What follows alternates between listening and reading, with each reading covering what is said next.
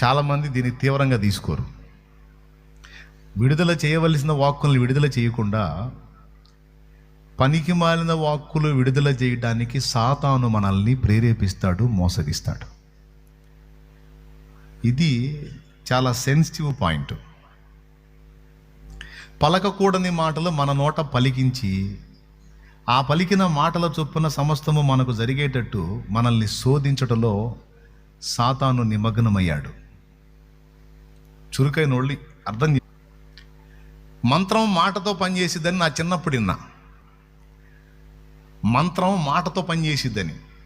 సరే, దాని సంగతి ఒకటి పక్కన పెడితే, దేవుడు జరిగించినటువంటి ఈ యావత్ ప్రకృతి మొత్తం కూడా, సకల విశ్వం, సకల చరాచర జగత్తు మొత్తం కూడా తన వాక్కు చేత నిర్మితమైనని లేఖనం చెప్తుంది.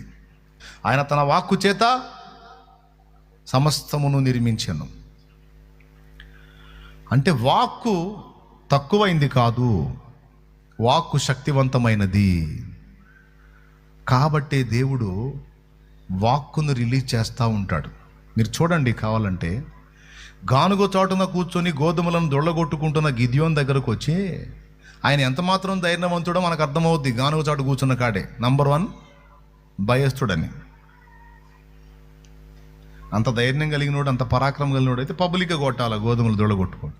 గానుగ చాటును దొళ్ళగొట్టుకుంటున్నాడంటే భయస్థుడనేగా. అలాంటి వాడి దగ్గరికి పోయి అంటాడు దేవుడు, పరాక్రమము గల బలాఢ్యుడా యెహోవా నీకు తోడై ఉన్నాడు అంటాడు. పరాక్రమము గల బలాఢ్యుడా అని పిలుస్తున్నాడు. అబ్రహామునేమో అబ్రాము కాదు, అబ్రహాము అని చెప్పుకో. ఇప్పుడు అబ్రహాం ఎవరన్నా పేరు అడిగితే ఏం చెబుతాడు? నా పేరు అబ్రహాం అండి అంటాడు. అంటే జనములకు తండ్రిని, జనములకు తండ్రిని, జనములకు తండ్రిని, జనములకు తండ్రిని.